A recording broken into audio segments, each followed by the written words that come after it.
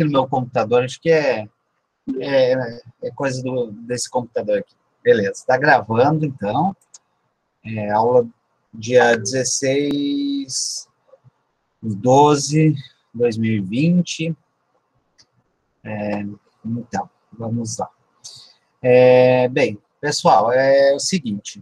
Em primeiro lugar, assim, o que nós vimos até agora, o que está postado lá no SIGA e que a gente viu até agora em videoaulas, tá? Oi?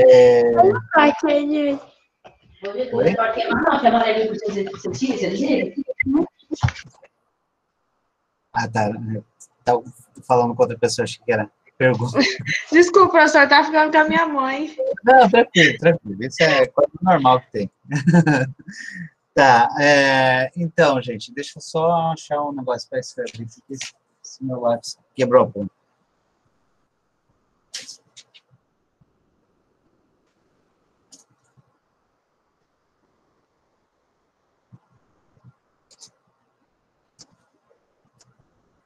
Esse aqui mais. Tá, então, primeiro, a primeira coisa é assim, o que nós vimos até agora, tá? Esse primeiro módulo, assim, de certa forma a gente encerra hoje, nessa aula, encerra assim, né? Aula presencial não, como que chama? Síncrona, né? Nós tivemos eu falei na aula passada, eu falei para vocês um pouco sobre mito, né? Aquela passagem do mito à filosofia, e isso está no material escrito, né, na apostila, e também nas videoaulas, tá, que estão todas disponíveis no SIGA e também no WhatsApp. Tá? Então, um tema, né, é esse, né, a passagem do mito à filosofia, né, abordando um pouquinho da mitologia grega. Eu digo pouquinho mesmo, por quê? Porque a mitologia grega é imensa, né? Assim, você tem tem 3, 4 gerações de deuses, aí mais os titãs, ou né, os semideuses, e várias histórias que depois viraram obras literárias, e até hoje, né, a gente vê um pouco da mitologia grega em filmes, né? Não tem uma série de livros, e virou filme também, não sei se virou série, chamada Percy Jackson. Vocês conhecem? Sim, já assisti um filme a respeito. Isso. Então, não tem lá, não são os semideuses e tal, não são os filhos de...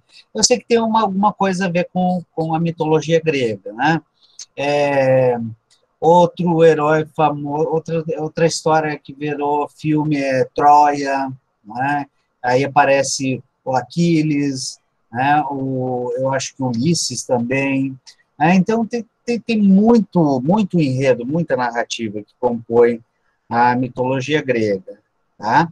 E é um período que antecede e, ao mesmo tempo, ele se cruza, né, com a filosofia, né?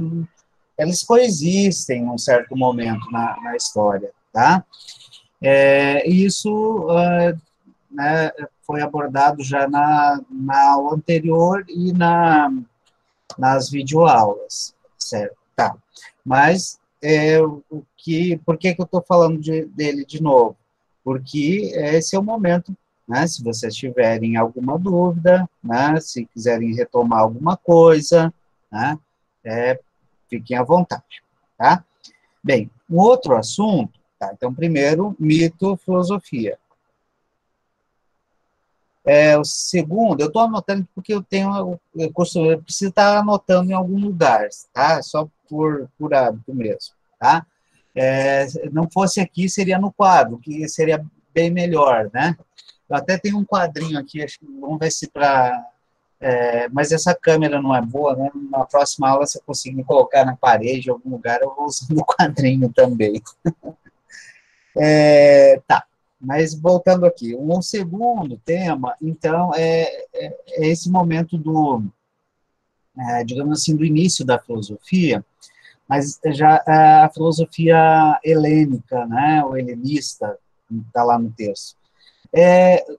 Nós não vimos uma primeira leva de filósofos, mas que não tem uma importância, não tem relevância muito grande, né, na concepção de filosofia que vigorou na Idade Média, na modernidade. Então, assim, se fosse trabalhar todo mundo, não teria como. Então, o que eu fiz? Eu fiz um recorte e trabalhei um pouco do pensamento filosófico dos três carinhas lá, dos três filósofos que mais influenciaram, né, a filosofia medieval, moderna e também contemporânea, que são, né, o Sócrates, o Platão e o Aristóteles. Tá?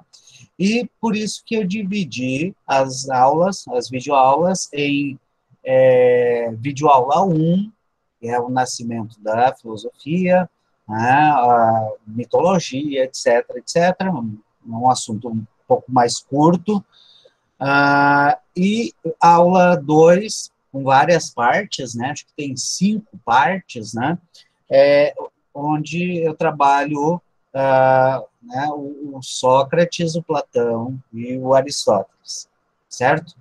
Então, esse é digamos assim, de modo geral, são os assuntos abordados nessas aulas, tá?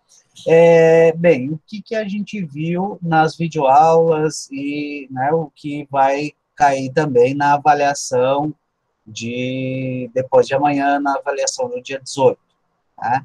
É esse conteúdo, né, na passagem do mito para a filosofia, e os três filósofos, né, depois os três filósofos da fase socrática, digamos assim, da filosofia, né, da filosofia antiga.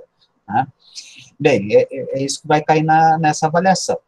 Eu sei que vocês estão, assim, se perguntando, e até no WhatsApp o pessoal perguntou sobre o ensaio, né, que vai ser a avaliação mais... né, eu falei para vocês na aula passada, tipo, olha, eu vou fazendo uma avaliação, assim, progressiva, né?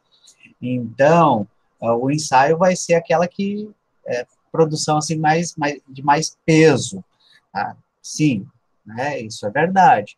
Agora, vocês não podem deixar de prestar atenção também nisso que está sendo trabalhado agora, né, e de fazer a avaliação do dia 18.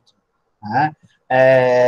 Eu vou avaliando progressivamente, mas você precisa né, fazer as primeiras avaliações. Não adianta você só fazer a última, porque aí não é uma avaliação progressiva, tá certo?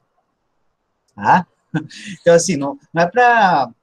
Não estou falando isso para apavorar, dizer, não, mas então agora dia 18 vai ser sexta-feira, né? Já tem uma prova, tá? Tem uma avaliação. Mas vai ser tranquilo. Eu falo assim, olha, o objetivo não é que seja uma avaliação pesada, tá? Mas é necessário que vocês tenham visto que vocês tenham estudado, né, esses dois temas, né, o mito, passagem do mito à filosofia, tá? E os três filósofos antigos, né, o Sócrates, Platão e Aristóteles, tá? E é necessário que tenham estudado, né, esses dois temas, porque o que vai cair nessa avaliação são esses dois temas e pronto. Tá? Como é que vai ser? Eu vou fazer duas questões aliás, eu vou fazer questões dissertativas, tá? E vou fazer algumas questões de marcar e vou fazer uma questão, né? Eu disse duas questões, não, deixa eu organizar aqui. Vou fazer dois modelos de questões. Vou fazer algumas questões de marcar, né? Algumas questões objetivas, e eu vou fazer, no final, uma questão dissertativa também, tá? Eu vou avaliar, né? Vou dar um peso bastante importante para essa questão dissertativa, tá? Porque é ela que vai me dizer, né, o quanto vocês estão realmente lendo, estudando e tal, certo? Mas, assim, se preocupe em ler e entender o que, né, a história, né, e qual é um problema central desse momento na filosofia, tá bom? Então, dito isso, eu passo, assim, né, a bola para vocês, e pergunto assim, onde é que vocês tiveram o que vocês tiveram mais dificuldade de entender até agora, do que foi visto, do que vocês leram, do que vocês viram, a gente parte daí e vai trabalhando esses temas aqui. Vocês querem falar primeiro? Em relação ao mito e filosofia, o que é que vocês tiveram mais dificuldade? Digam aí. É, Fala, em Wesley. relação à Eleteia e a Doxa. Ah, sim, Eleteia e, no caso, acho que é Eleteia, a Aleteia, né? Aleteia e a Doxa, e a Pseudos, né? Isso? Tá? Isso. Tá, beleza. Ô, gente, depois vocês abrem as câmeras só para eu conhecer vocês assim de cara, beleza? Tá? Quando vocês forem falar, abram, se for possível, né? Abre a câmera, e em algum momento depois abre uma câmera só para a gente dar um oi, né? Vocês estão me vendo, né? E nas reuniões que a gente tem, o pessoal às vezes insiste, né, para que a gente peça para o pessoal ficar com a câmera aberta, né? Durante toda a aula, né, para a gente ver que o aluno está presente, mas, olha, não é obrigado não, porque eu sei que, olha, é chato ficar com a câmera, né? A gente que é professor precisa, né? Mas, ô, Jair, beleza, cara? Tá bom, tá? Mas assim, ô Wesley, beleza, cara? Tá? Tranquilo. Wesley, então veja só, né? A mitologia, né? E não só a mitologia grega, mas qualquer mitologia, é uma forma digamos assim, é uma forma de narrar, né? Ah, é uma forma de interpretar a realidade. É uma forma, ela produz algum tipo de interpretação, de leitura da realidade, né? E ela determina muita coisa na vida de um povo, né? Vou pegar um negocinho aqui só para vocês verem. Não tá, deixa eu ver. Tá aqui, tá aqui. Tá vendo? Isso aqui é um material que ainda quero pesquisar. Veja só. Esse livrinho aqui, na verdade, é uma revista, tem umas 400 e poucas páginas, né? Não sei se dá para ler aí. Acho que a minha câmera não consegue pegar, né? Pensamento Mítico do Pareci, do povo Pareci. São 2 volumes, né? Ou seja, os povos que estão aqui perto de nós, né? Os índios Pareci, têm uma mitologia também. E você começa a ler isso aqui, você fica, nossa, cada história é fantástica, né? E aí se diz, nossa, o pessoal viajava. Mas não, é uma forma de se relacionar com a natureza, uma forma de estabelecer né, regras para convivência, né? Por exemplo, tem o mito da mãe d'água. Quem já ouviu falar? Né? Quer dizer, a mãe d'água é uma espécie de entidade que protege os rios e tal. Então, eles têm todo um cuidado né, com o rio, né, respeitando a mãe d'água, enfim. Né? Os gregos também tinham, né, sua mitologia, né, que é uma forma de explicar fenômenos naturais, uma forma de entender, de se relacionar com a natureza, e também a mitologia ela acaba determinando algumas formas de comportamento, né? Quer dizer, na medida em que o povo grego se espelhava, né, ou se baseava no comportamento né, dos deuses e tal, refletia, né, quer dizer, como era ser um grego justo, qual é o ideal de justiça? É o ideal que é representado, né, pela mitologia, né, pelos deuses e tal, enfim. Né? Aquele mito eu acho que eu contei para vocês em alguma das videoaulas a história da Perséfone, né? É um mito que representa as 4 estações. E ele serve de orientação, né, para a agricultura e tal. Bem, mas o que é um mito? Né? O mito é uma história, é uma narrativa. Então, assim, ele não... A diferença do mito para, né, a linguagem que começa a se desenvolver com a filosofia, né, que é a linguagem do logos, né, e depois vem esse ideal que o Wesley questionou, né, a aletheia, né, é uma linguagem que tenta não apenas descrever, ou contar, narrar algo, mas ela precisa, de alguma forma, demonstrar. Né? E o que significa demonstrar? Bem, em termos de argumentação, né, você pode demonstrar, né, que algo é verdadeiro por um processo de dedução, por exemplo, né, partindo de um princípio chegando a outro, né, uma forma de demonstrar. Né? Nós não vimos ainda nada sobre lógica, mas a gente vai ver um pouco sobre lógica, e aí vocês vão entender melhor como é esse processo de demonstração na lógica. Como é que você demonstra que um cálculo é verdadeiro na matemática, né? Tirando a prova? A matemática tem como demonstrar, desenvolvendo, calculando. Ela demonstra, na matemática, você demonstra tal coisa. Como é que você demonstra, né, a teoria do teorema lá do Pitágoras, né, que é a soma dos lados menores, né, dos catetos, né, do quadrado dos catetos é igual o lado maior, né, a hipotenusa. Como é que demonstra? Calculando e mostrando. Lá pega um triângulo, né, depois mede ele, calcula, confere, aí demonstra.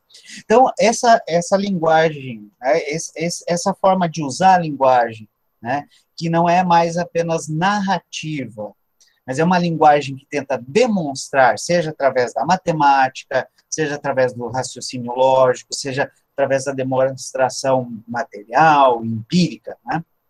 Às vezes aparece esse termo lá na apostila, né? Empírico é o referente ao mundo sensível, ao mundo material. Né? Então, isso é a linguagem do logos. E aí, o que tem a ver com a aletheia? Né? A aletheia é o ideal de verdade que surge com a filosofia e que pede, né, o que pressupõe que algo para ser verdadeiro tem que ser demonstrável. Se não for demonstrável, aí você não fica não tem como saber se é verdadeiro ou falso. Tá? Agora, os modos de demonstrar, eles são variáveis, né? Demonstrar que isso aqui é água, né? Eu posso simplesmente beber, né? No caso, demonstrar que isso é água, né? Via imagem é difícil, pode ser outra coisa, né? Mas, a princípio, é um líquido incolor, né? Pode ser o álcool 70 que eu, né, uso para limpar a mão, né? Mas daí não daria para tomar. Ou pode ser outra coisa que incolor dá para tomar, né? Enfim, água tônica, tá? Enfim, às vezes a demonstração, ela é difícil, né? Mas eu só tenho como saber se algo é verdadeiro na medida em que eu tenho como demonstrar. Agora, veja só, a narrativa, ela demonstra? Não. Ela descreve, ela narra, né? Mas demonstrar mesmo, o que quem faz a demonstração é a ciência, né? É a matemática, a filosofia, através de alguns processos também, ela tenta demonstrar alguma coisa, ela tenta comprovar. Tá? Mas, na época, não existe, imagina, na época não há ainda a ciência, existia, assim, a matemática, né? Por incrível que pareça, né, a matemática é anterior à filosofia, tá, gente? E, assim, quem criou o nome filosofia, né, que é amor à sabedoria, foi Pitágoras, que é um matemático, né? Então, perguntado sobre, né, quer dizer, o que você faz da vida? Ele diz, olha, eu sou um filósofo, né, um amante da sabedoria. Então, quer dizer, eu não sou sábio porque eu não sei de tudo, eu ainda tenho que demonstrar muita coisa. Ainda estou correndo atrás do saber. E aí, a filosofia virou, né, sinônimo de busca pela sabedoria. Bem, aí, respondendo a pergunta do Wesley, tá, depois você me diz se ficou claro. O que é a aletheia? A aletheia é justamente esse processo de tentativa de demonstrar, através, né, da linguagem, pode ser a linguagem, né, argumentativa, pode ser através do cálculo, tá? Mas toda essa tentativa de demonstrar, né, como é possível conhecer, como é possível a verdade, tá? Através do raciocínio, bom, é fácil, tem coisas que dá para provar simplesmente por dedução, tá? Né? Sei, digamos que uma afirmação do tipo, o meu cachorro é mortal, né? Como é que eu demonstro isso? Não preciso sacrificar o bichinho, né, para provar que ele é mortal, né? Basta pensar o seguinte, né, a partir da seguinte, né, de um pressuposto que por si só é verdadeiro, né? Todo ser vivo é mortal, né? Meu cachorro é um ser vivo, logo ele é mortal. Pronto, né? Isso é um tipo de demonstração, assim, mas professor, como é que isso é uma demonstração? É uma demonstração por quê? Porque partiu de um princípio universal, né? Não precisa toda hora comprovar por quê, né? É algo evidente por si mesmo, né?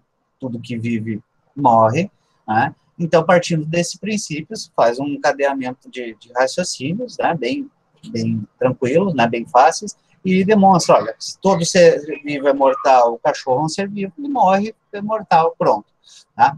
Mas nem tudo se consegue demonstrar, né, nessa forma, né, que a gente chama de dedutivo. Agora, o importante para a aletheia, né, para esse princípio, é que a verdade seja demonstrável. Tá? E aí, como é demonstrável, aí é que entram as diferenças entre Sócrates, Platão, Aristóteles, tá? Mas, de qualquer forma, essa pergunta é muito interessante, até por isso eu fiquei com um tempão nela, poderíamos dizer assim que cada um deles, a seu modo, né, Sócrates, Platão, Aristóteles, tentou responder justamente essa pergunta, o que é a aletheia? Né? Como é que a gente consegue demonstrar a verdade? Tá bom? Então, assim, a aletheia é a verdade que pode ser demonstrada. Né? Enquanto que a doxa é opinião. Tá? A doxa é opinião. Tá? Eu não preciso demonstrar. O que eu penso, pronto, sim, então tá, é a opinião. Enfim. Só que, assim, claro que a opinião, você não, a partir do momento que a opinião pode ser demonstrada, né, e pode ser comprovada, ela deixa de ser uma mera opinião e passa a ser o quê? Uma verdade, ou a gente diz hoje um fato, né, é, é o que eles chamariam de aletheia, tá?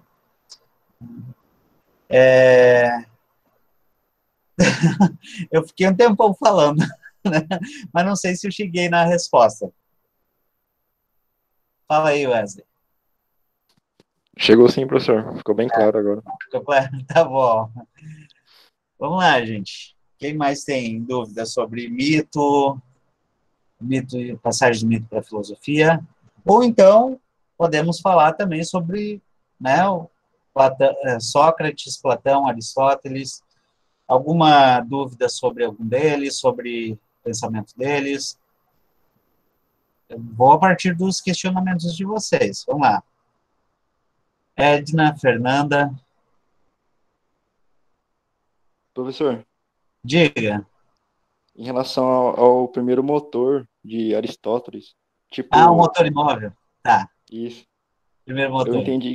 entendi assim que toda qualquer forma tem uma primeira consequência, tipo o caderno. Quem fez o caderno e assim Sim, sucessivamente?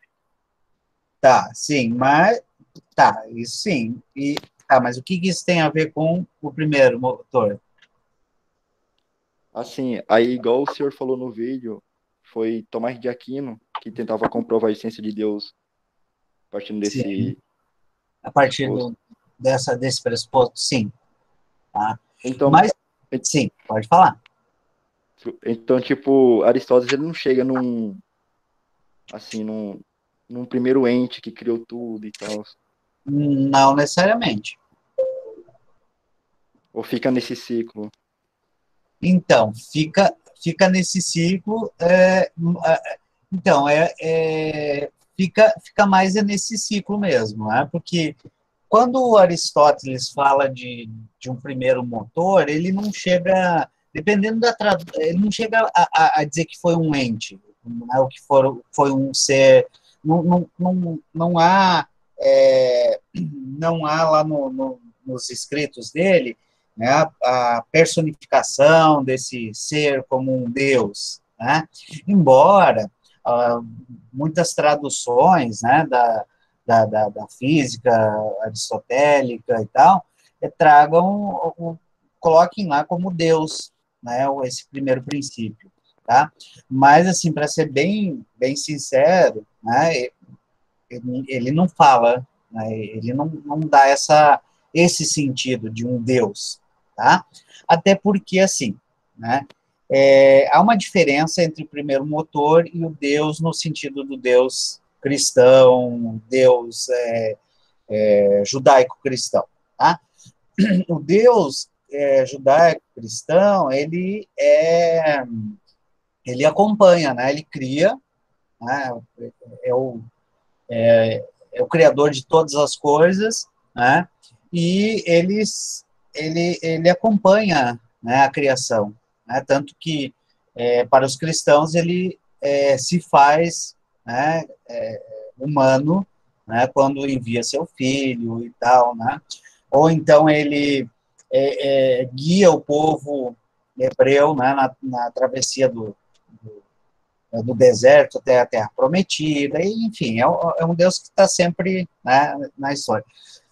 O primeiro motor do Aristóteles, ele simplesmente é como se ele tivesse dado um impulso e depois a natureza segue seu ciclo, né? Então é diferente, né? Nesse ponto é bem diferente. O que o Aristóteles pressupõe é que, assim, se você for pegando uma série de causa e efeito, né, você falou do caderno. Bem, né, o caderno é feito de quê? De celulose, que é extraída da madeira, e a madeira, né, a madeira, sei lá, do eucalipto, né, que é uma árvore que veio de uma semente, e a semente veio de outra árvore, tá. Deve ter uma primeira causa. Você tem uma sequência, né? Uma sequência de causa e efeito, né? Ou de passagem de ato para, né, potência, de potência para ato, enfim, uma série causal, né? Causa e efeito, até chegar a esse caderno. Ele pressupõe que essa série, né, de causa e efeito não deve ser infinita, né? Ela deve ter começado em algum momento, né? E esse começo ele chama de motor imóvel, porque seria algo que a partir de si próprio gerou, né, o movimento da natureza. Tá? Ô, Mas, professor, diga, Edna. eu também fiquei assim, encabulada, eu acho, com esse Tá. primeiro motor aí, porque Abre sua câmera, na só para... Não? Ah, tá. Na percepção de Aristóteles, se não é um Deus, então é algo sobrenatural. Ele deixou aberto aí, não sei, crítica ou opiniões sobre isso, né? Pra gente. Tá. Então, Edna, assim, veja só, a gente pensa o seguinte, né? Tem em mente o seguinte, a ideia de Deus, ela é uma ideia de um outro povo, de um Deus único, tá? Do Deus, de um Deus único que criou todas as coisas. É do povo, do povo hebreu e tal, né? Que foi, enfim, viveu mais ou menos nesse mesmo tempo, mas não conviveu, só mais lá para frente que eles vão conviver com os gregos e tal, né? Eles foram escravos dos egípcios, e, enfim, né? O povo hebreu.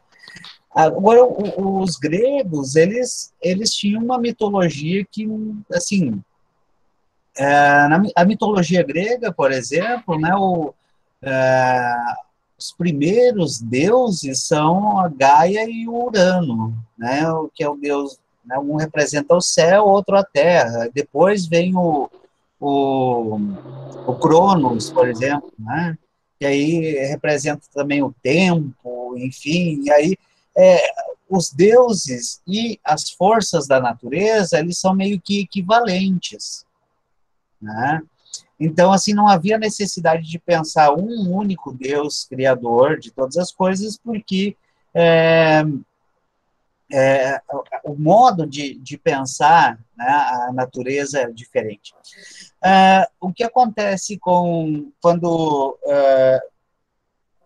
há a passagem, né, da mitologia para a filosofia, né? Então, quer dizer, os filósofos, eles começam a procurar explicações, né, baseadas no logos, na argumentação, né, na demonstração, como eu falei antes, né, ou seja, a busca pela aletheia, não pela doxa, ou pela narrativa e tal, né. Bem, aí, né, eu vou falar um pouco sobre os outros dois filósofos, e aí já chego no Aristóteles, que aí eu acho que fica mais claro. Tá? Eu vou falar de antes deles ainda, né? Antes do Sócrates, Platão, Aristóteles, teve uma geração de filósofos que era chamada de filósofos físicos. Por quê? Porque eles começaram a pensar que a origem da natureza estava na própria natureza. Não tem nada metafísico, não tem nenhum ente superior, nenhum Deus, nem nada. Tá? Então, mas aí aí começou a haver eles começaram a ter alguns atritos, né? Criou-se um paradoxo, tá? Veja bem, tem um filósofo dessa época que é chamado Demócrito, né? O Demócrito, né, no modo dele conceber a realidade, né, a a natureza ela começou a existir, né, e a realidade começou a existir a partir de, quer dizer, sempre existiu, né, sempre existiu a matéria, né, sempre existiram os átomos, né, e a partir do momento que eles começam a se organizar e se agrupar, formam todas as coisas. Parece uma ideia, assim, bem simplista, mas era, né, até hoje a gente usa a palavra átomo. E a realidade não passa de, quer dizer, formação de átomos e tal. Por outro lado, né, o Heráclito, né, que é um outro filósofo dessa época, ele observa como princípio, né, de toda a realidade a mudança. Ele observa a natureza como algo que está sempre se modificando. Daí uma frase que ficou até bastante famosa, né, que ele dizia assim, olha, não é possível, né, a Edna tomar banho 2 vezes no mesmo rio, né, porque a água passa, não é o mesmo rio. É aquela água que você tomou banho uma vez, passou, aí você entra lá, é outro rio, sabe? Eu sei que parece estranho isso, mas é porque, assim, se você pensar que a natureza está sempre se transformando, né? Cada hora, cada minuto, você está um pouquinho diferente, né? Seus cabelos estão, quem tem ainda está crescendo, né? Enfim, né? Quem tem pouco, mesmo esses pouquinhos cresce, fica uma coisa, né? Enfim, você vai transformando, né? Vai perdendo aqui, já teve cabelo aqui, agora não tem mais, né? Tô brincando, mas assim, a realidade é constante transformação, tudo está sempre em devir. Bem, onde é que está o paradoxo? O paradoxo está no seguinte, olha, a realidade, ela tende a permanecer ou ela tende a se transformar sempre? Né? Não são duas coisas diferentes. Oi? Transformar. Transformar? Ué, mas tá, ela está sempre transformando, mas ao mesmo tempo as mesmas coisas não permanecem, mas a realidade permanece, né? Quer dizer, a humanidade mudou muito, né? Mas a gente ainda está existindo, né? Enquanto a gente não tacar fogo em todo o planeta, a gente vai continuar existindo, eu acho, né? Ou uma pandemia não levar todo mundo, né? Bom, desculpa falar assim, né, porque é um tema triste, né? Não é nem de falar assim, mas, enfim, né? É real, né, gente? Então, tá, a gente tá vivendo, né? Ué, vocês estão indo que um dia a gente vai morrer também, essa é uma certeza, né? Até vocês que são tudo jovenzinhos, tá? Não quero assustar, né? Mas, né, vocês têm né, muita filosofia para aprender, muito livro para ler, né? Estudantes de letras, tá? Né? Muito poema, muito romance, muito HQ, muito mangá, né? Sei lá, muita coisa para ler, né? E para escrever também. Mas chega um dia que morre. E ficam outras pessoas, né? Que vocês vão deixar, ou que outras pessoas vão deixar, enfim. Essa ideia de que é um ciclo, né, explica que a transformação e, ao mesmo tempo, a permanência. Mas o que provoca isso? O que provoca tudo isso? Né? O que faz com que a natureza seja, ao mesmo tempo, uma constante transformação e o que faz com que ela seja, ao mesmo tempo, né, de alguma forma, permanente? Né? E aí uma pergunta muito importante para esses filósofos, para o Sócrates, para o Platão e Aristóteles, principalmente para o Platão e Aristóteles. Né? Bem, se a natureza ao mesmo tempo é transformação e permanência, o que a gente pode considerar como algo permanente?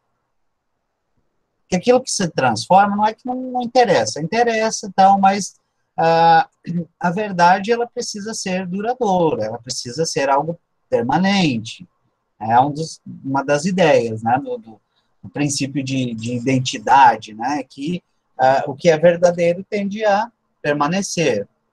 Né? Esse é um ideal de verdade herdado lá da matemática. Né? Princípios matemáticos são os mesmos desde desde muito tempo, desde lá do o Teorema de Pitágoras, tá, vale desde Pitágoras e pronto. Quem é que levantou a mão?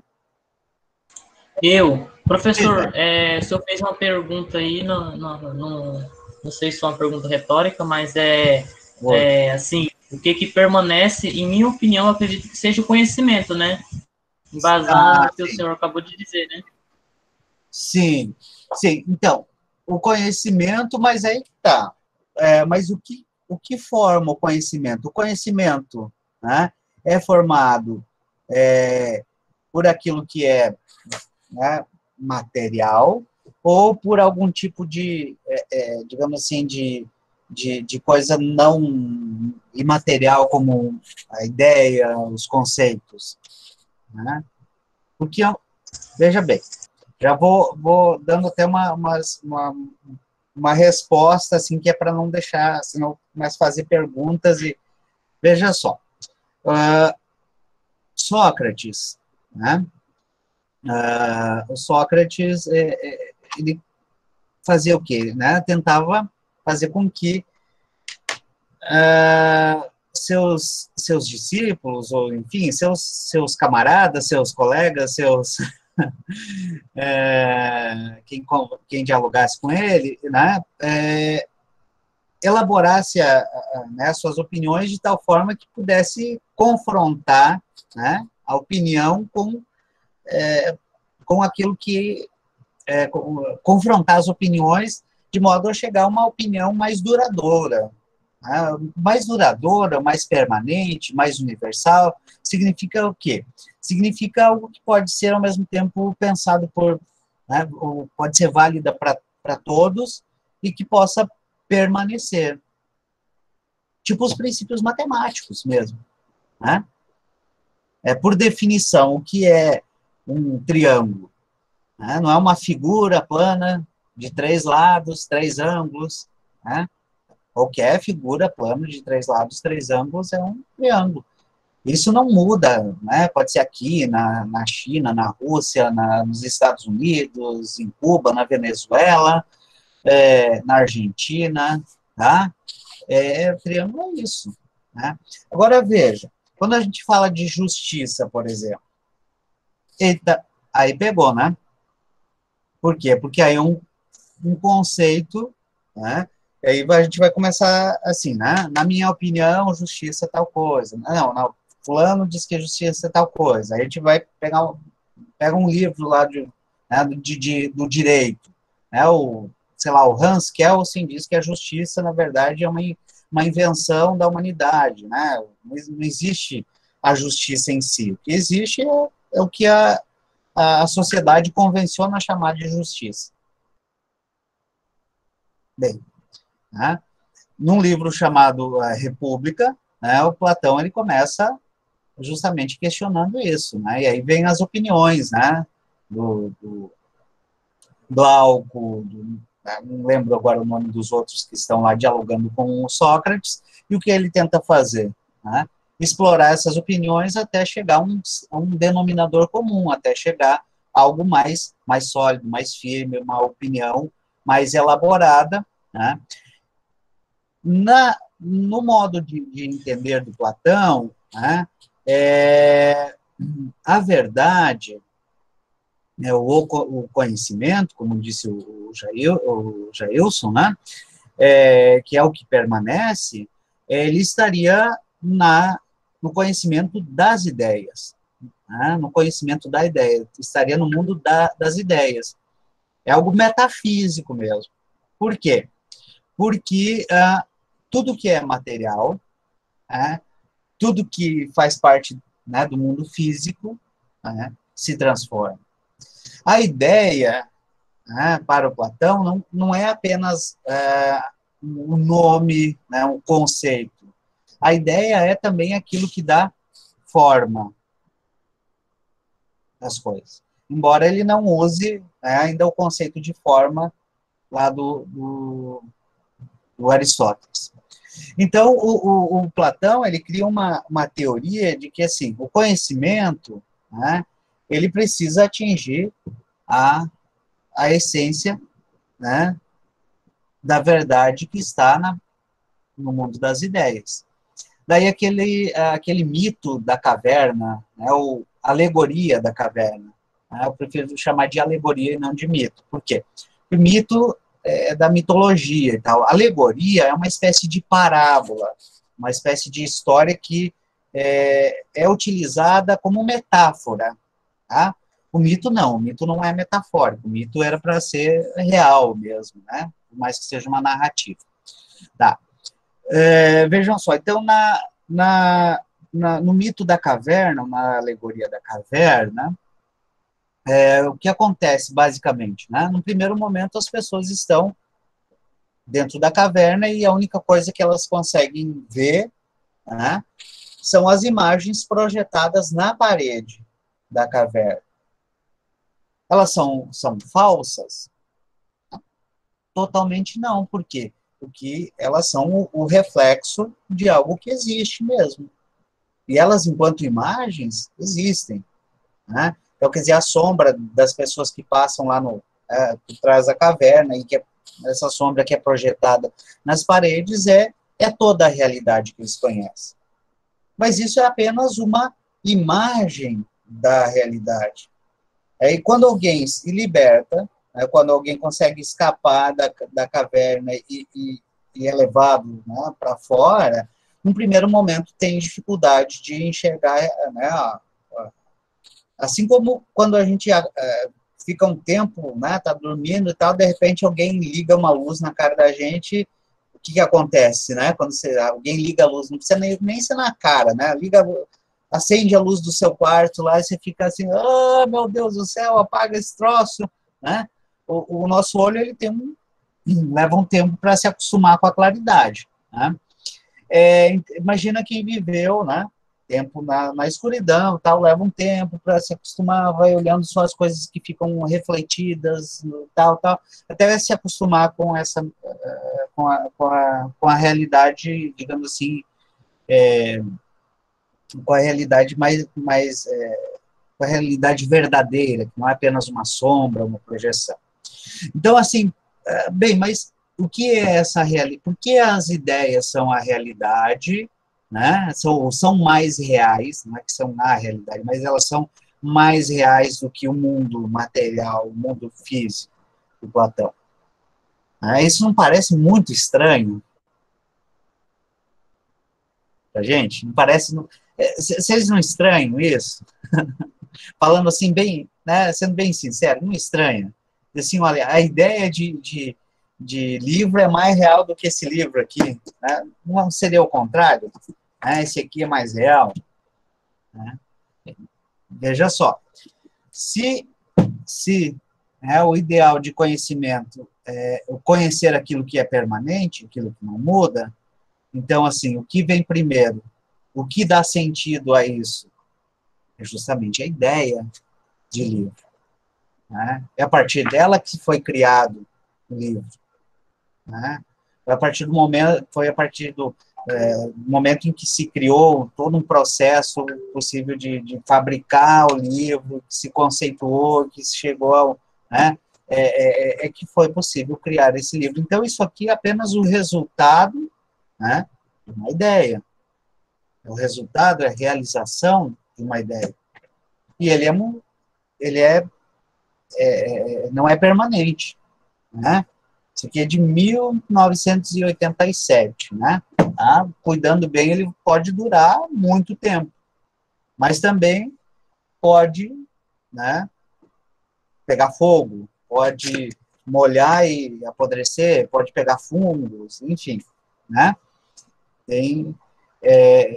De alguma forma, como toda matéria, pode durar 100 anos, mas um dia ele vai, né, vai apodrecer, tá? Vai se decompor.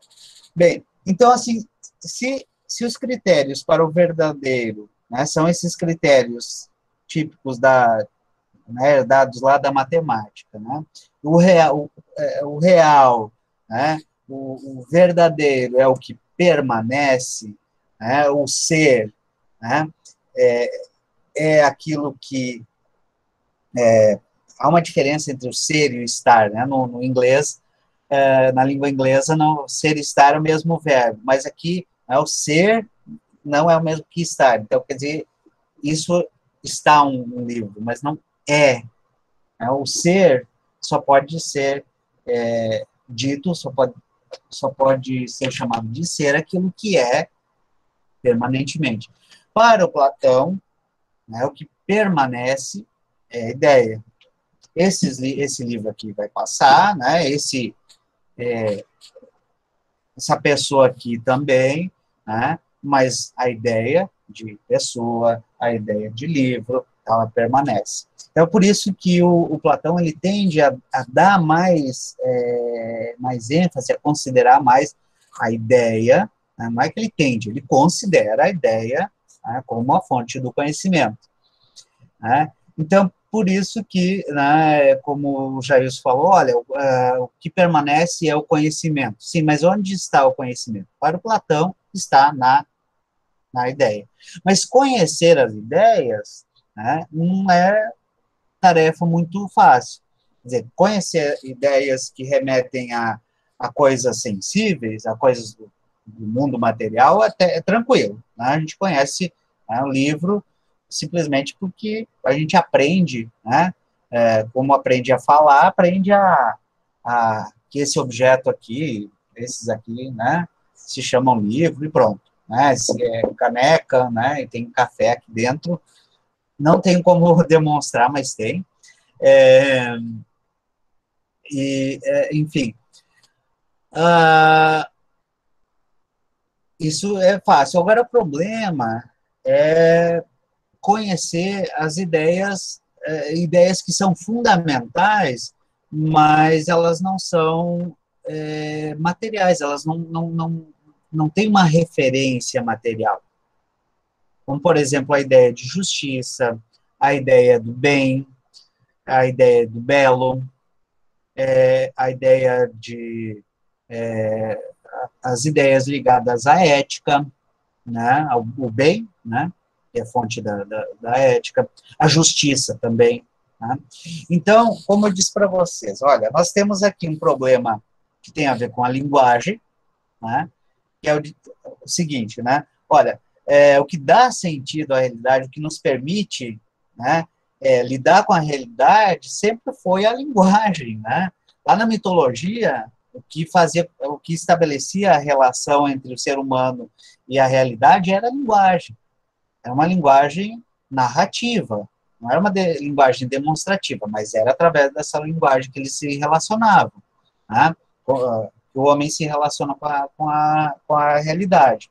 A partir da filosofia, busca-se estabelecer um outro tipo de relação entre o ser humano e a realidade, um outro tipo de relação linguística, onde se busca conhecer as ideias, onde se busca conhecer conceitos sólidos que possam definir, demonstrar como é a realidade.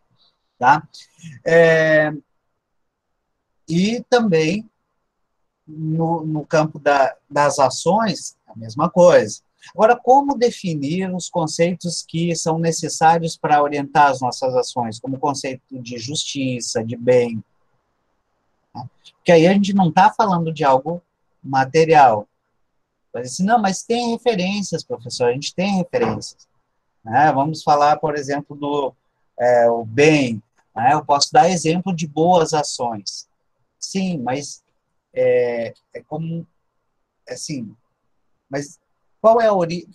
Porque, assim, quando você define, define o que algo é, você precisa, depois com Aristóteles isso vai ficar mais claro, você precisa, inclusive, beleza, Fernanda, tranquilo. Vai ficar gravada essa aula, tá? Então, beleza. Tá. É possível demonstrar a ideia, que a ideia de livro se aplica aqui, e é possível demonstrar sua origem, inclusive na origem da prensa, dos tipos móveis, né, que deram, né, que tornaram possível a confecção desse tipo de objeto. Não só desse, mas de todos os livros que existem por aí e tal, enfim. Né? Agora, quando a gente fala do bem, nós falamos de algumas ações boas e ações más, né? E a gente tenta pensar a origem, aí fica complicado. Por que a coisa complica? Porque a origem, ela pode ser, a gente pode atribuir a origem simplesmente ao comportamento individual, como se fosse algo, sei lá, da natureza da pessoa, e aí, sei lá, um mistério, porque uma pessoa é boa, outra má, enfim.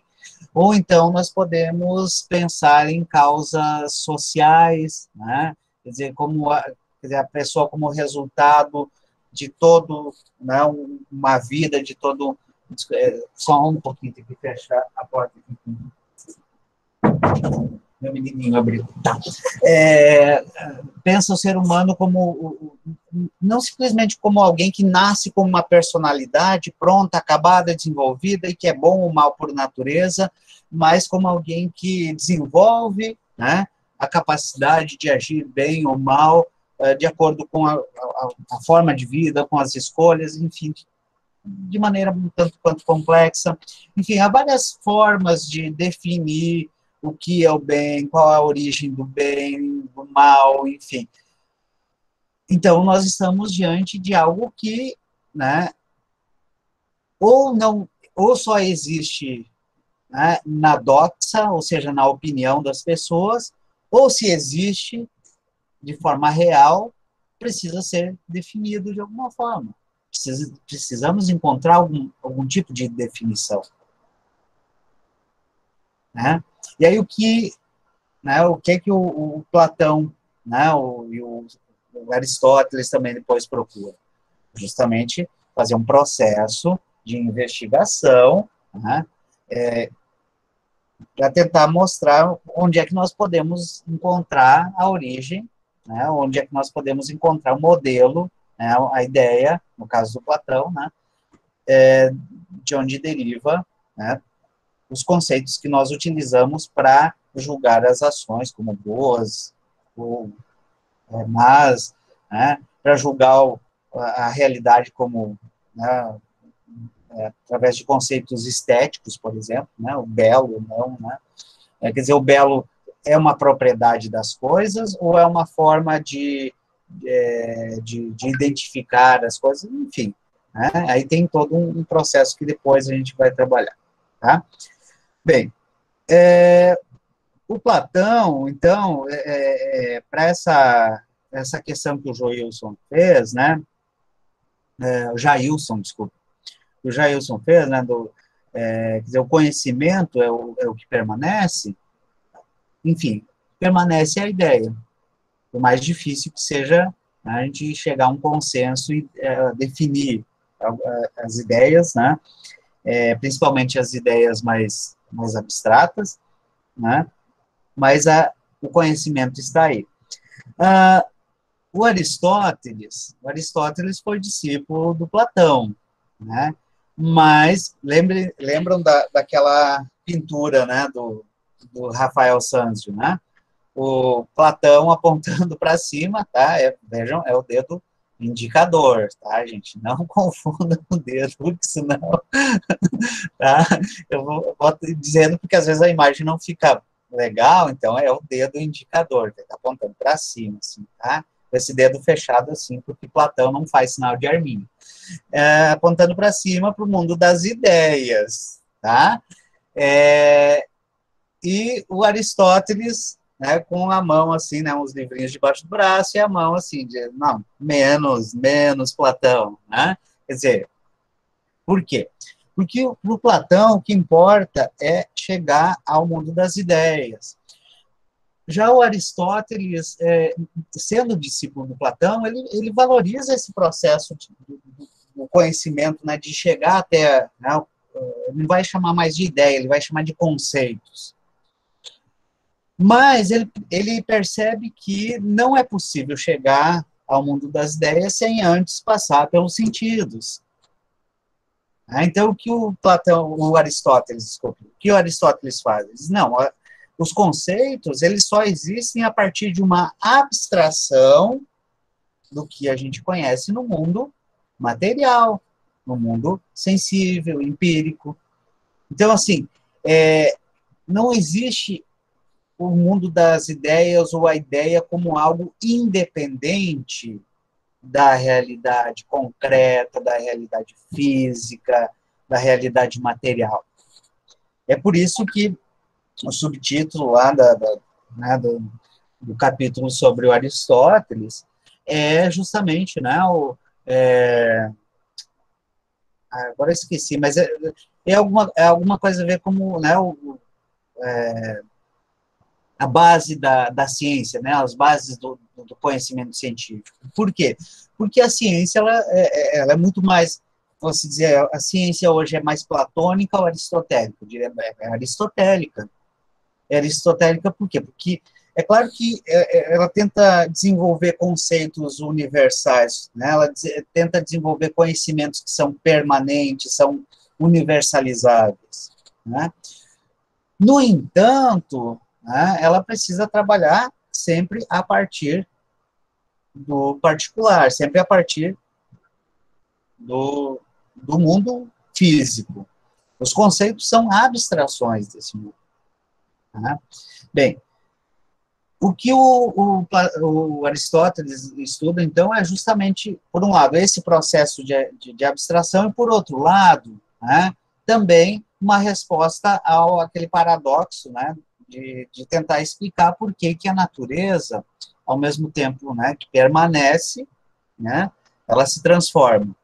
A resposta à questão, né, da permanência e transformação, o Aristóteles formula a partir da teoria chamada de hilimorfismo. Hili, né, H-I-L-I, ou Y, né, hili, né, matéria, tá? E morfismo, né, é forma, tá? Vocês já viram um desenho chamado Morpho, né? Ele vai tomando formas diferentes. O que é morfar, né? Tomar forma, forma. Então, a teoria do hilimorfismo, né, do Aristóteles, ela diz o seguinte: tudo é composto de matéria e forma. Tá? A forma, quer dizer, a matéria, ela se decompõe, mas a forma, né, é o que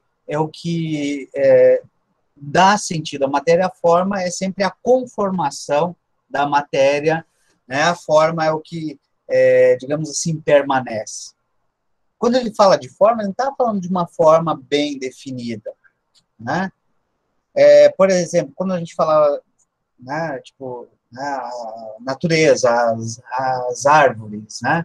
Não a matéria, não é exatamente, né, para Aristóteles, né? Não é, digamos assim, o que cada árvore tem de singular, né, de particular, que define o conceito de árvore, mas aquilo que é comum a todos. Então, a definição de conceito para Aristóteles é o que é comum a todos. Ou comum a todos não, mas comum a muitos. O que é comum a todas as árvores? É aquilo que as define enquanto árvore. Professor, o que seria isso? Sei lá, pergunta para os biólogos, que é eles que vão saber responder para vocês. Agora, vocês, é claro, né, quando estiverem lá no final do curso, alguém chega perguntar para vocês, né, perguntar para o Wesley, ou para Geissimara, ou para a Edna, ou para o Jailson, né, o que é um romance? Vocês não vão dizer, uma história de amor. Não. Romance, né, na literatura, não é só Dom Quixote, é um romance, tem romances que são trágicos, tem romances que são, enfim, né? Vocês vão saber responder o que é um romance. Vocês vão saber diferenciar um romance de um conto. Tá? Não é só o tamanho, tem romance que é menor do que alguns contos. Né? O que define são as características de um gênero, pode ser um gênero literário, pode ser um gênero da biologia, pode ser um gênero de coisas, né? Como esse canequinho aqui e este canecão aqui, né? São do mesmo, digamos assim, gêneros, mas têm, né, funções diferentes, formas diferentes, são feitos de materiais diferentes. Né? Então, uma coisa, assim, aquilo que define, aquilo que permanece, né, enquanto conceito, é o que o Aristóteles vai chamar de forma. Mas não existe forma sem a matéria para a qual a forma, né, a qual a matéria, aliás, a qual a forma serve, né? Bem, mas para explicar melhor ainda, ou detalhar mais essa relação entre matéria e forma, né, ou essa relação de transformação que acompanha a natureza, né, ele também trabalha com a ideia de ato e potência. Ou melhor, de potência e ato. O que significa dizer que algo existe em ato? Né? Quer dizer que algo é agora, neste momento. Certo? Né? O que isso é em ato? Né? Agora, é uma garrafa, é uma garrafa PET, né? E o que ela contém? Água, tá? Uma garrafa de água, tá? Bem, anteontem ela não era uma garrafa de água, era uma garrafa, mas era uma garrafa de suco de uva, tá vendo as uvinhas aqui? Né? Mas ela em potência, né? Ela tinha potencial para ser uma garrafa de água, né? Quer dizer, basta beber o suco de uva e encher de água que ela vai dar uma garrafa de água, tá? Eu tô fazendo brincadeiras, né? Brincadeiras assim até bem bobinha, mas basicamente é isso, gente. O exemplo que o Gilberto Cotrim dá lá no livro é o seguinte, né? A semente, em ato, ela é o quê? A semente. Agora, em potencial, o que ela é? Se for a semente de uma árvore, ela contém potência, né? Potencial a árvore. Se for uma semente de melancia, né? Ela vai ser o quê? Um pé de melancia, que vai dar tantas outras melancias, e depois outras sementes, e assim por diante. Então, uma forma de explicar esse paradoxo, né, da permanência e transformação é que a natureza ela está constantemente passando de ato para potência, de potência para ato, e assim sucessivamente, né? O que permanece é a forma, né? E a matéria vai se transformando. Né? Não é à toa que depois, na Idade Moderna, já, né, a química passa a ser a ciência que estuda o quê? A transformação da matéria. Né? Lembra do princípio de Lavoisier? Né? Nada se perde, como que é? Nada se perde, não sei o quê, tudo se transforma. Né? Nada se perde, nada se cria, tudo se transforma. Né? Por quê? Porque a matéria, sim, está em constante transformação. Agora, a forma, aquilo que o Aristóteles chama de forma, que tem a ver com esse lado mais conceitual da realidade, ele tende a permanecer, enquanto que a matéria se transforma. Bem, daí também, para explicar essa relação, esse paradoxo, né, que é o paradoxo entre a transformação e a permanência, o Aristóteles usa também, né, as 4 causas, tá? Lembra né, aquela ideia da causa? Tudo que existe por uma relação de causa e efeito, tá? Na natureza, as causas são, né, o que a gente chama de que existe por natureza, as causas são naturais. Agora, tudo isso que existe, está à nossa volta, né, agora, né, e que foi fabricado, né, é artificial, né, então, são causas não naturais, são causas extrínsecas e não intrínsecas. Né? Quer dizer, foram feitos, fabricados, criados. Tá? Só uma coisinha, né? A palavra artificial tem como raiz a palavra arte. Tá? Curioso, né? Arte, né, é um correspondente latino para o termo grego techne, que é a raiz de tecnologia, e de técnica. Técnica, né? Não tecnologia, técnica. Então, assim, técnica e arte, lá na origem dos termos, são equivalentes. Então, a arte implica o quê? Na fabricação de um objeto, na fabricação na construção, né? Na elaboração, né? Através de alguma técnica. Tá? Então, assim, sei lá, você pode... a relação entre a técnica que cria algo utilizável, né? Como essa garrafa, e que não é arte, porque não tem nenhum valor estético, né? E a técnica que é utilizada para construir, né, uma pintura, não tem um valor utilitário, mas tem um valor estético, né?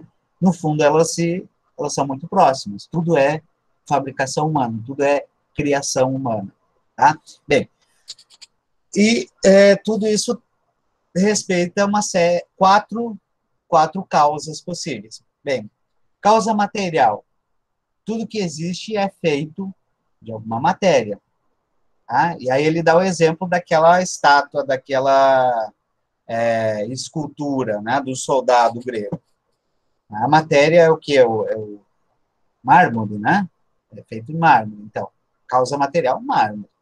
Né? A causa formal é o que deu forma. Né? No caso, o escultor. Tá?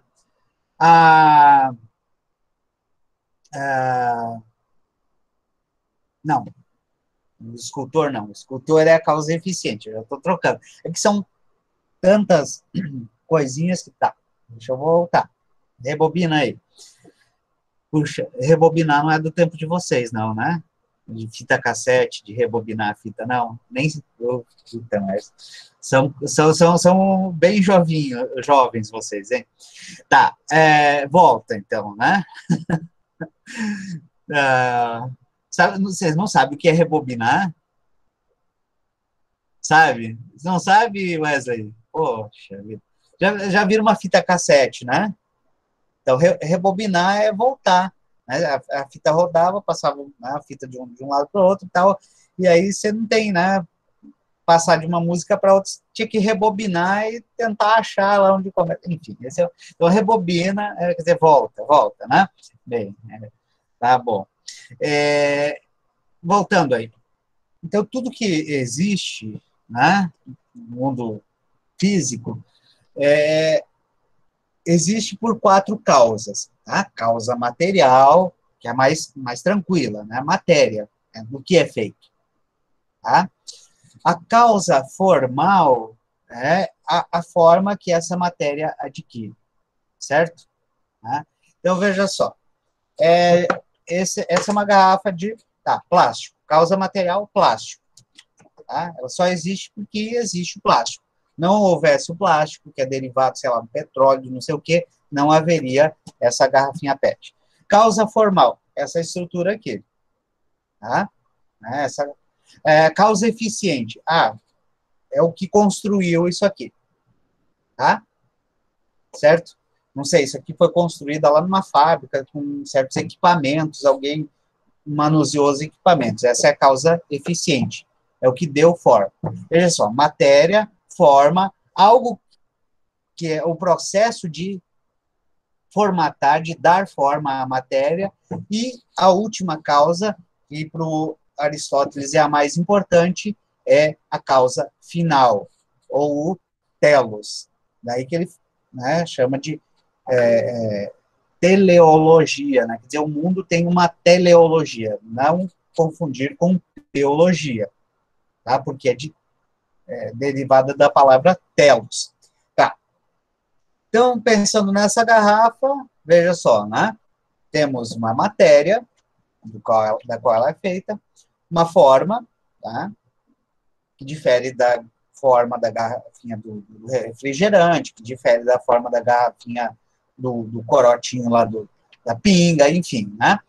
É a forma da garrafa PET do suco Praxis. Depois eu cobro, né, os royalties deles, fazer propaganda aqui, tá? Beleza, né?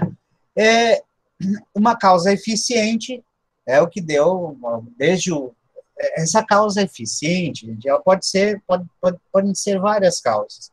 E aí você tem desde o cara que criou o desenho desse tipo de rótulo, escreveu aqui em baixo relevo, né, bolou essa forma aqui em baixo relevo, o nome não vai dar para ver aí, né, mas tem aqui, né, baixo relevo, o nome do produto e tal, desenhou esse tipo de uvinha aqui, fez a logo, isso tudo é causa eficiente. É a parte do trabalho, da criação, né, até as máquinas que operaram e o sujeito que operou a máquina que construiu esse aqui. Agora, a causa final é para que ele serve, tá? E a causa final, no primeiro momento, era o quê? Servir para envasar suco de uva, tá? Mas depois ela adquiriu uma outra finalidade, né? Virar minha garrafinha de água, né? E depois ela pode ou ser, né, descartada, ou então posso cortar e transformar num vasinho, plantar uma flor, sei lá. Né? Eu pretendo ficar usando ela porque não quero poluir também, né? Enfim, mas vejam, a causa final é para quê? Certo? Bem, é fácil pensar nessas 4 causas quando a gente está falando de objetos. Agora, veja só, e se a gente for pensar, por exemplo, no ser humano? A causa material, o que é? Né? Matéria orgânica, né? Água, carbono, né? E todas sei lá, os elementos físicos, químicos que compõem o nosso organismo. Tá? A causa formal, né? Essa estrutura que a gente tem, né? Órgãos, corpo e tal, enfim. Causa eficiente. Bem, aí também depende, né? Se você for cristão, a causa eficiente vai ser Deus. Se não for cristão, se você tiver uma outra religião, pode ser uma outra origem. Se você acreditar que nós somos derivados de extraterrestres, pode ser. Agora, se você simplesmente não tiver religião ou tal, for agnóstico, né, você pode pensar, não, o ser humano é produto da evolução, né, enfim, tá? Ou você pode ser cristão também e pensar, olha, né, eu sei que há cristãos que tentam criar pensar um meio termo entre o criacionismo e a evolução. Isso depois a gente conversa lá na Idade Média, tá? Enfim, mas a causa... Vejam que quanto mais complexo é o objeto, mais complexo é pensar as 4 causas. Agora, a causa final. Qual é a finalidade do ser humano? Essa é a mais importante, tá? Para o Aristóteles, a causa final quer dizer, o que define o ser humano, né? Qual é a característica que distingue ele de outros seres vivos e de outros animais? A razão, certo? Então, se o que nos define é a razão, então a nossa finalidade é se desenvolver plenamente enquanto ser racional, ou seja, nossa finalidade é o conhecimento, é o desenvolvimento da razão, né, na sua plenitude e tal. E, bem, no final, o que ele faz? Ele aplica isso à ética. E aí você tem aquele capítulozinho que é curtinho, né, sobre a ética. É uma ética teleológica. Ora, se a finalidade do ser humano é agir como um ser racional, né, então, enquanto a finalidade da ação, né, do ser humano, enquanto ser racional, é atingir, né, um estágio que ele chama o que nós chamamos de felicidade. Né? A felicidade não um momento feliz, né? Não um momento de felicidade, mas uma felicidade plena, duradoura, né? E, bem, como fazer isso? Através da razão. Né? Não, como eu disse lá no vídeo, não existe uma fórmula, mas existe sim um certo princípio, né? Que um certo bom senso que deve ser utilizado, né? Aristóteles vai defender isso, e outros filósofos também, né? Que para o Aristóteles está no equilíbrio. Né? A razão é a capacidade de estabelecer um equilíbrio entre a falta e o excesso, em todas as ações, em todas as coisas. Né? E aí está, né, a ética aristotélica, né? Uma ética do equilíbrio, uma ética, né, das ações, né, pensadas, né, como, digamos assim, um meio termo, né, entre o excesso e a falta. E aí dá para aplicar em umas questões bem pragmáticas, né? O exemplo que a gente dá lá é o seguinte, né? A coragem. A coragem não é a ausência total de medo. Né? A coragem é justamente você saber equilibrar, né, entre a covardia, né, que é um medo exagerado, e, digamos assim, uma valentia insana. Né? Não temer nada não significa coragem. Né? Pode significar que a pessoa é besta mesmo, né? E se joga em qualquer perigo. Isso não é coragem.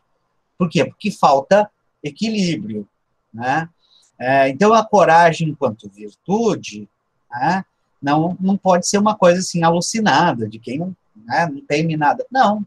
Né? Ao contrário. Né? Uma certa dose de temor, né, de medo, né, que é natural, deve existir. Né? É claro que, na medida em que o temor impede a pessoa de agir, quer dizer, é excesso de temor. Agora, na medida em que a pessoa não teme nada e faz tudo o que dá na telha, então ela tem, digamos assim, um excesso de coragem que tem um outro nome, tem um nome, vira isso, um vício.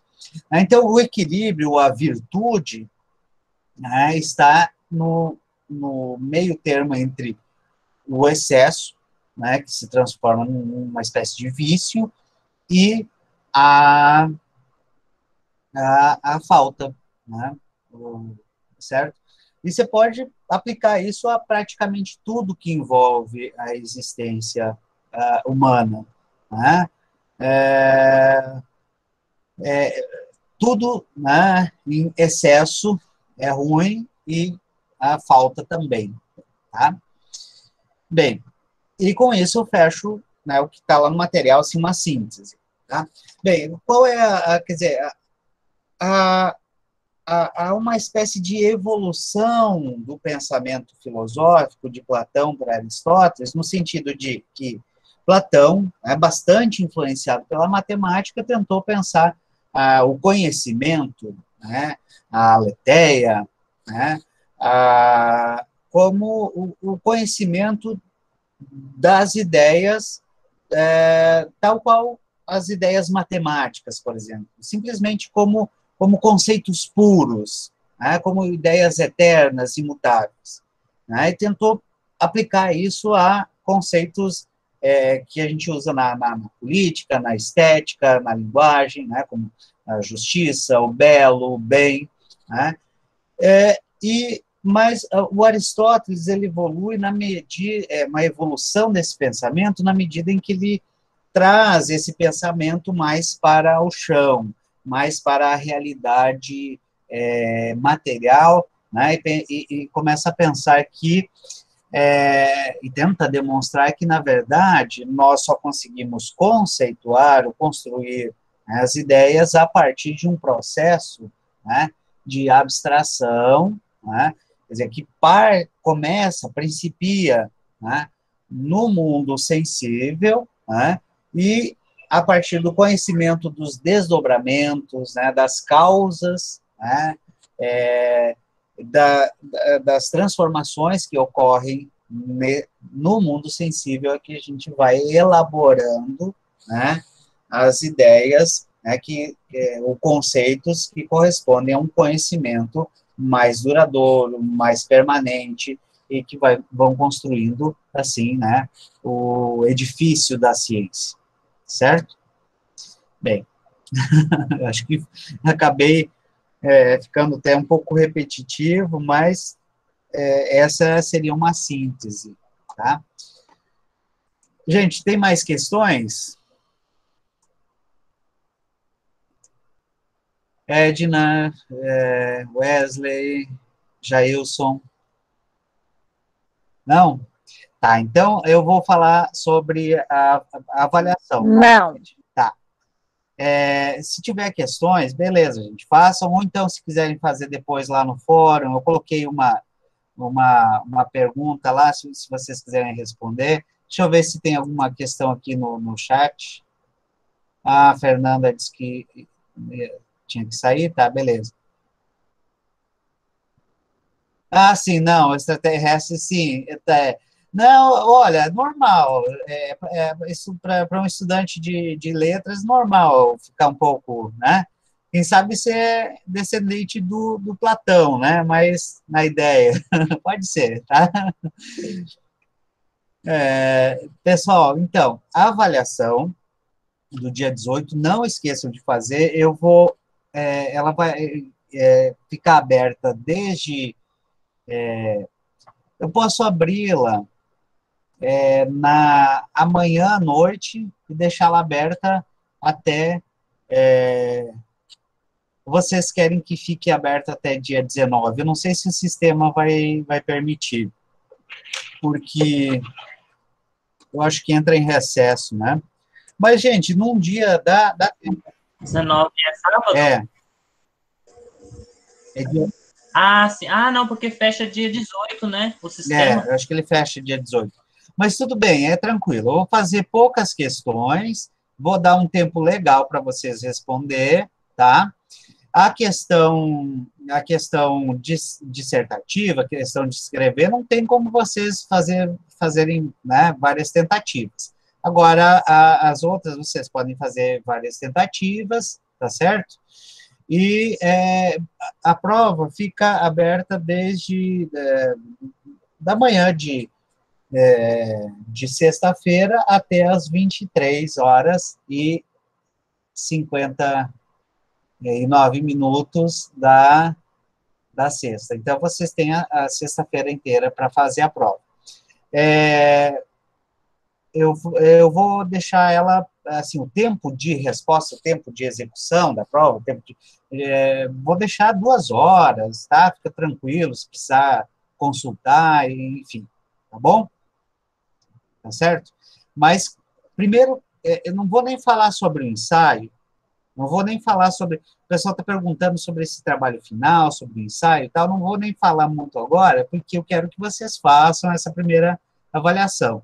A ideia era, nesse primeiro módulo, já começar a introduzir um pouco, né, alguns conceitos de ética, estética, linguagem, mas ficou muito pouco, então é cedo ainda para falar sobre o ensaio, tá?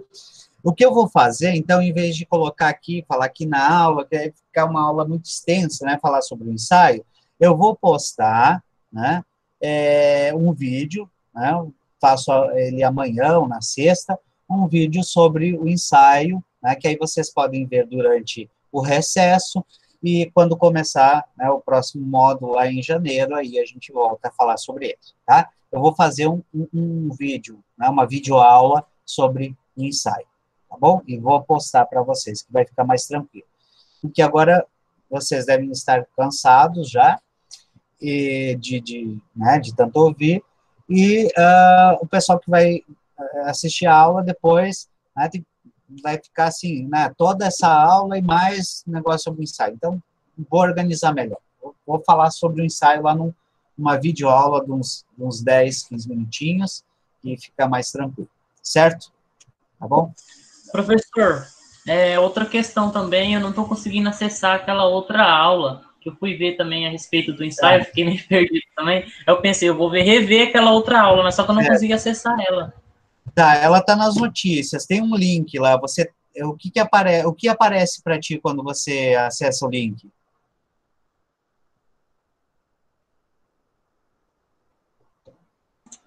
Eu estava acessando ela, aí precisa de uma autorização do senhor para poder ter acesso a ela. Isso, então. Eu entrei pelo e-mail institucional. Não, mas tudo bem, pediu autorização, se pediu autorização, você vai lá e pede para autorizar, que eu autorizo. E aí vem para o meu e-mail e eu autorizo. Aí automaticamente você vai conseguir acessar. Beleza. Certo? Você entrou com o e-mail institucional? Tá, Sim. Como é que os outros professores faziam para gravar, para enviar? Era nas notícias também ou eles usavam qual meio? Eles colocavam igual o senhor está colocando aquelas aulas gravadas, tipo no YouTube. Aí não precisava pedir permissão. Tá. Eu vou ver como é que faz isso, então. Eu vou pôr no YouTube também. Quer dizer, eu vou ver como é que faz para subir essa aula para o YouTube. Tá? E aí fica mais tranquilo. Beleza? Aí não precisa pedir permissão, tá certo. É que eu não sei como faz isso, mas eu pergunto para os meus colegas e eles me ensinam. Tá bom? Mais alguma questão, gente? Olha, então, assim, o que cai na primeira avaliação? Passagem no mito da filosofia e, né, principalmente Platão e Aristóteles. Sócrates é pouquinha coisa, tá? Principalmente Platão e Aristóteles. Tá? Então, se liga nessas duas coisas, nesses dois temas, certo? Agradeço as questões que vocês fizeram, né, e espero que, né, o pessoal participe mais, e, enfim, um bom recesso para vocês também, tá bom? Beleza, gente? Podemos encerrar? Podemos. Fica com Deus, todos. Valeu! Fique com ele também. Tá bom, gente? Até mais. Estou encerrando aqui a gravação, tá? E estou saindo.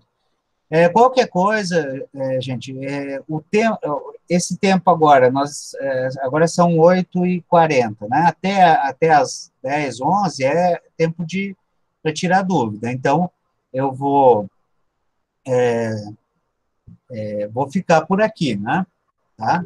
É só entrar em contato, qualquer dúvida, qualquer coisa, certo? Mas estudem que não tem erro, tá bom? Valeu, gente. Grande abraço. Até mais. Boa noite, professor. Boa noite. Boa noite, professor. Boa noite, Wesley, Geismara. Até.